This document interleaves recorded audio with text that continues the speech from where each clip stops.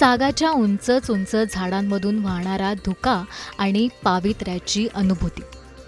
महाराष्ट्राच्या सह्याद्री पर्वतरांगेत वसलेलं भीमाशंकर हे 12 ज्योतिर्लिंगांपैकी एक महत्त्वाचं शिवधाम आहे. डोंगर रांगा, दाट जंगल आणि पावसाने भिजलेला निसर्ग यामध्ये वसलेलं एक पवित्र स्थान म्हणजे भीमाशंकर ज्योतिर्लिंग. या व्हिडिओतून आपण जाणून घेणार आहोत या तीर्थक्षेत्रामागची आख्यायिका. व्हिडिओ शेवटपर्यंत नक्की पहा आणि टाइम्स नाऊ मराठीच्या सर्व माध्यमांना सबस्क्राईब आणि फॉलो करायला विसरू नका.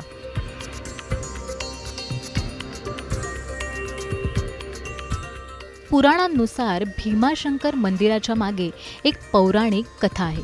राक्षस त्रिपुरासुराचा भाऊ भीम हा खूप बलाढ्य आणि अत्याचारी होता. त्याने तपश्चर्या करून ब्रह्मदेवाकडून वर मागितला आणि देव ऋषी यांना त्रास देऊ लागला.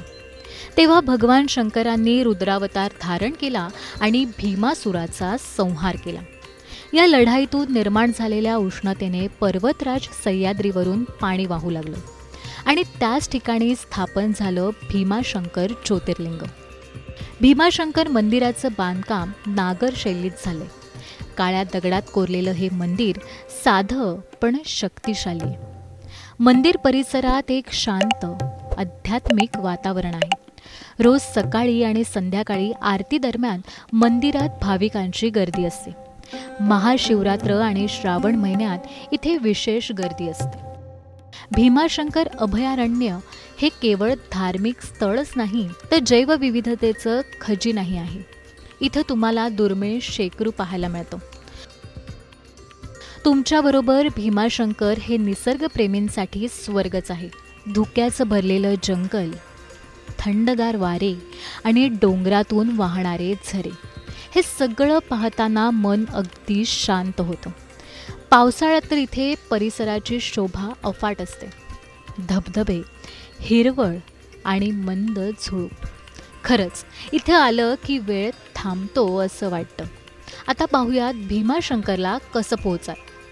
तुम्ही बसनेही भीमाशंकरचा प्रवास करू शकता. पुणे किंवा मुंबईहून महाराष्ट्रात राज्य परिवहन मंडळाच्या बसेस थेट भीमाशंकरसाठी उपलब्ध आहेत. पुण्याहून सुमारे 3.5 तासांचा प्रवास आहे. खाजगी वाहनाने देखील तुम्ही पोहोचू शकता. रस्ता उत्तम आहे. रेल्वेनेही भीमाशंकरचा तुम्ही प्रवास करू शकता. जवळचं मुख्य रेल्वे स्टेशन आहे पुणे. पुणे रेल्वे स्टेशनवरून पुढे बस किंवा कॅबने भीमाशंकरला जाता येतं. विमानाचाही तुम्ही प्रवास करू शकता. जवळचं विमानतळ आहे पुणे इंटरनॅशनल एअरपोर्ट. तिथून भीमाशंकर सुमारे 120 किलोमीटर आहे. कॅब किंवा रस्ता मार्गे जाता येते. श्रद्धा आणि साहसाचा संगम असलेलं भीमाशंकर मंदिर हे प्रत्येक भक्त आणि निसर्गप्रेमीने एकदा तरी अनुभवायलाच हवं. हा प्रवास फक्त डोंगर चढण्याचा नाही तर स्वतःच्या अंतरंगाची भेट होण्याचाही आहे. तुम्हाला हा व्हिडिओ कसा वाटला हे कमेंटमध्ये नक्की कळवा.